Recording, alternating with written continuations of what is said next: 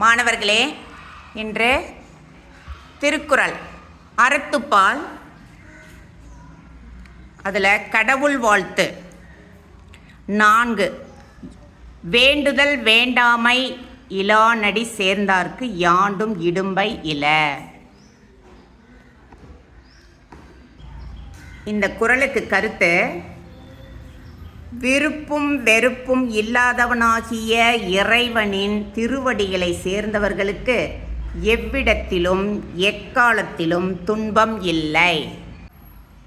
இறைவனின் திருவடிகள் விருப்பு வெறுப்பு இன்றி இருக்கும். அவரின் திருவடிகளை தொழுவோருக்கு எவ்விடத்திலும் எக்காலத்திலும் துன்பம் இல்லை. புரிஞ்சுதா?